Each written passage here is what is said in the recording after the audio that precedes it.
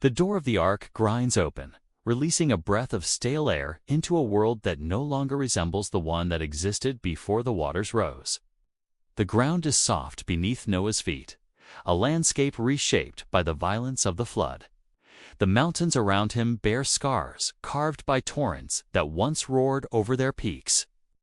The sky is quiet, holding the stillness that follows catastrophe. Noah steps forward, carrying stones gathered from the new earth, placing them one by one to build an altar.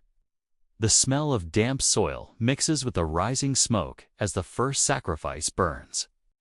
It is the moment when the world begins again, a moment when the remnants of humanity stand between the memory of destruction and the possibility of renewal. The scene is stark. A single family on a transformed planet. A landscape stripped to its foundations, a silence that carries the weight of everything lost. This is the setting for one of the most significant covenants in ancient history. A covenant that shaped the worldview of early civilizations, influenced legal structures across cultures, and left traces in archaeology, literature, and environmental memory. The mystery is not whether the covenant existed as a narrative. The mystery is whether the structure, language, and context of this covenant align with what is known from the ancient world. Whether the aftermath of the flood left evidence that corresponds to the conditions described. Whether the covenantal framework reflects real treaty forms used in the earliest civilizations.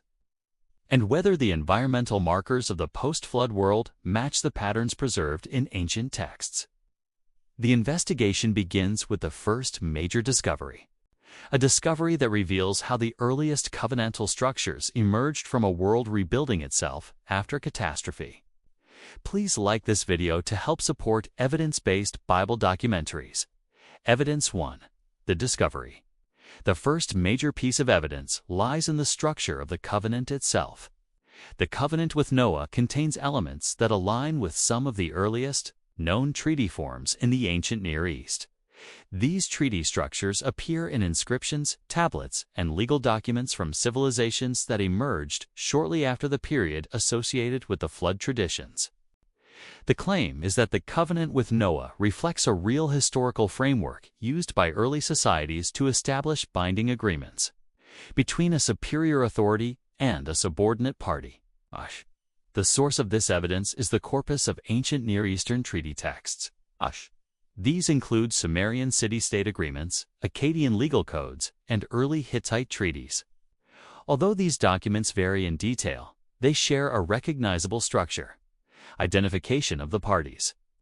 Historical prologue, stipulations, blessings, and curses.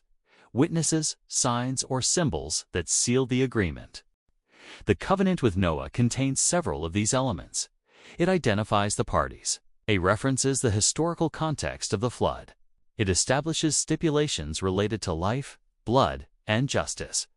It includes a sign that marks the covenant. This alignment matters because it places the covenant within a recognizable legal and cultural framework. It suggests that the covenant was not a later invention, but reflects the treaty forms used by early civilizations rebuilding after a major environmental event. The connection to the flood aftermath is significant. Archaeological evidence shows that early post-flood civilizations developed complex legal systems earlier than previously assumed.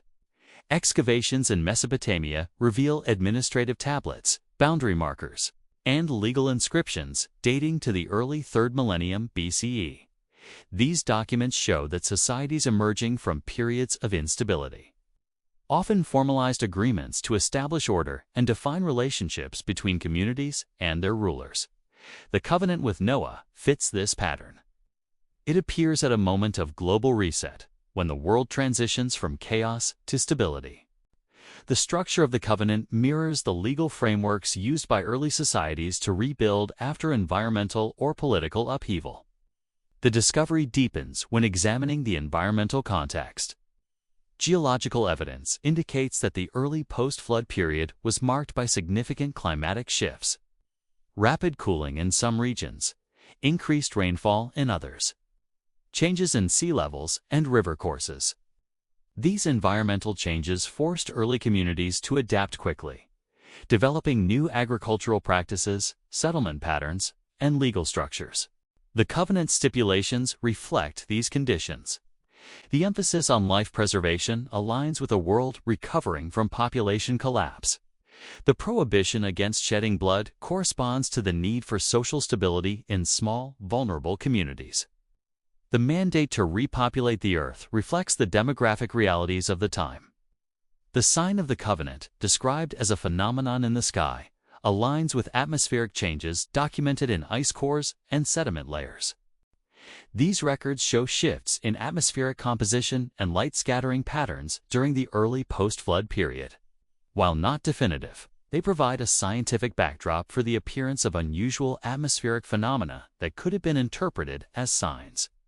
The significance of this discovery is that it anchors the covenant within the legal, cultural, and environmental realities of the early ancient Near East.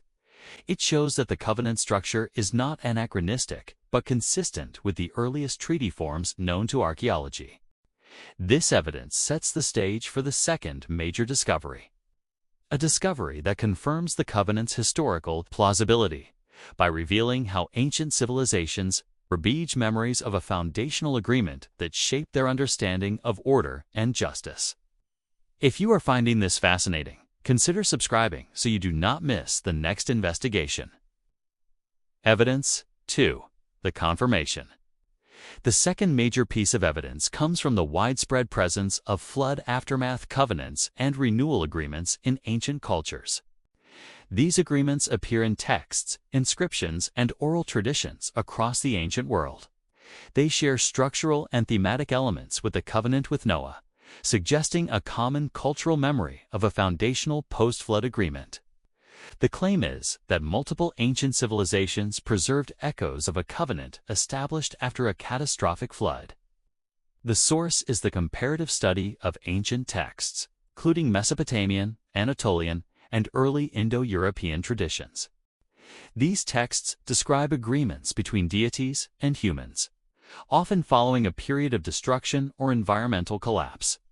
In the Sumerian tradition, the story of Ziusudra includes a divine promise following the flood. In the Akkadian Atrahasis epic, the gods establish new regulations for humanity after the deluge. In the Epic of Gilgamesh, the flood survivor receives a form of divine favor that marks the beginning of a new era.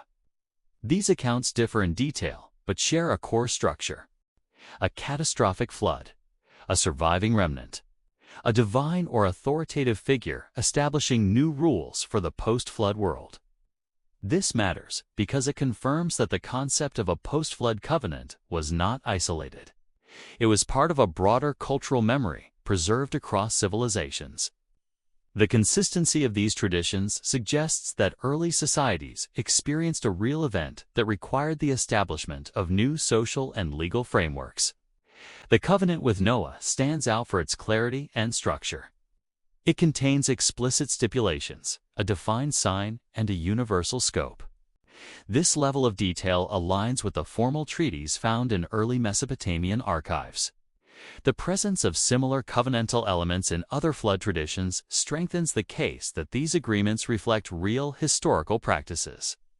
The confirmation deepens when examining archaeological evidence of early post-flood settlements. Excavations in regions associated with ancient flood traditions reveal signs of sudden population dispersal, followed by rapid resettlement. These patterns indicate that communities reorganized quickly after a major environmental event. The establishment of covenants or agreements would have been essential for maintaining order during this period of transition. Environmental markers support this interpretation. Sediment layers in river valleys show evidence of large-scale flooding, followed by periods of stability. These layers correspond to the timeframes associated with early covenant traditions. The presence of new agricultural systems, irrigation networks, and settlement layouts suggests that communities implemented structured agreements to manage resources and maintain social cohesion. The tension increases when examining the legal parallels.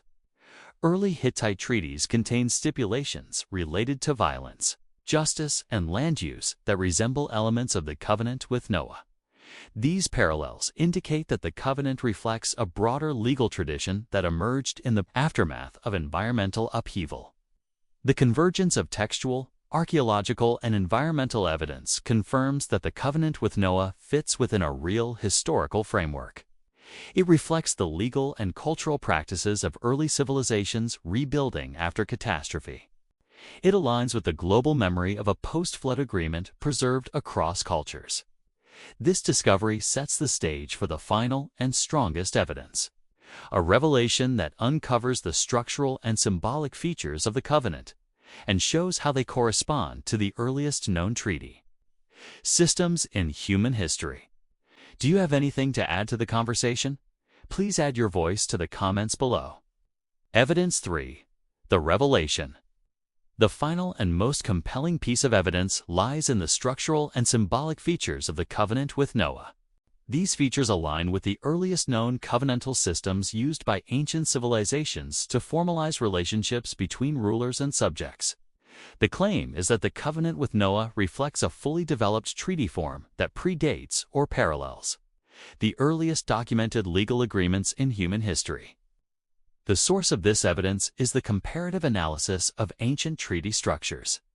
Scholars have identified several key components that appear consistently across early Near Eastern treaties. These include the identification of the parties, the historical prologue, the stipulations, the blessings and curses, the witnesses, and the sign. The covenant with Noah contains several of these components. It identifies the parties involved. It references the historical context of the flood. It establishes stipulations related to life and justice. It includes a sign that marks the covenant. While not identical to later treaty forms, the structure aligns closely with the earliest examples found in Mesopotamian and Anatolian archives. This alignment matters because it places the covenant within the earliest phase of treaty development.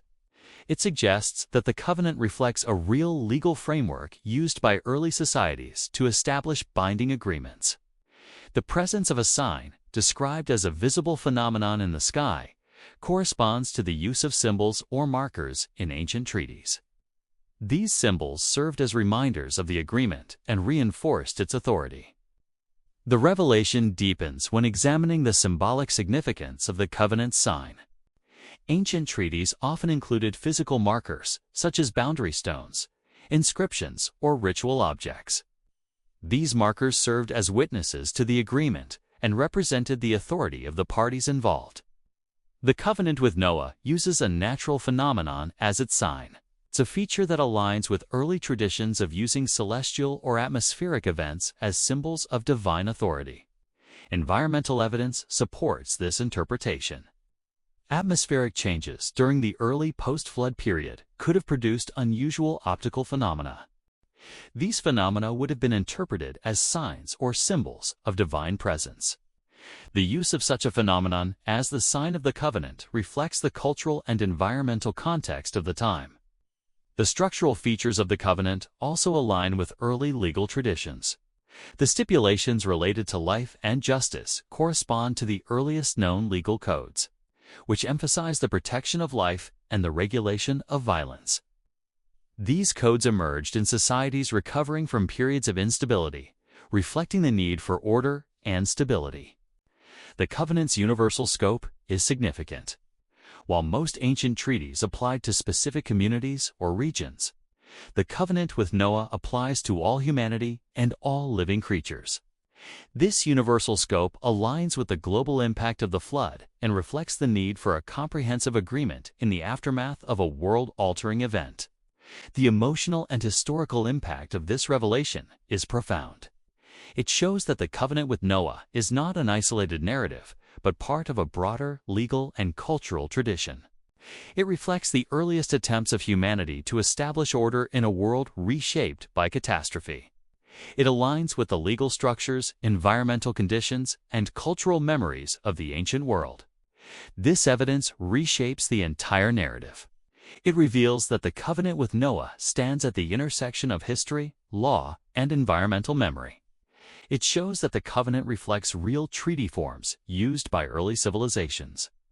and it confirms that the covenant's structure, symbolism, and context align with the earliest known legal frameworks in human history. Please consider sharing this video to someone you know if you believe they might find it interesting in watching evidence-based Bible documentaries like this one. The evidence converges on a single conclusion. The covenant with Noah reflects a real historical framework rooted in the earliest legal and cultural traditions of the ancient world. The structure of the covenant aligns with the earliest treaty forms known to archaeology. The global memory of post-flood agreements confirms its historical plausibility. The environmental markers of the early post-flood period provide the context for its stipulations and its sign. Together, these discoveries reveal a covenant that stands at the foundation of human history. A covenant that emerged from a world rebuilding itself after catastrophe. A covenant that shaped the legal and cultural frameworks of early civilizations. The covenant with Noah remains one of the most significant agreements preserved in ancient literature. A reminder of a moment when humanity stood on the threshold of a new world, bound by a promise that shaped the course of history.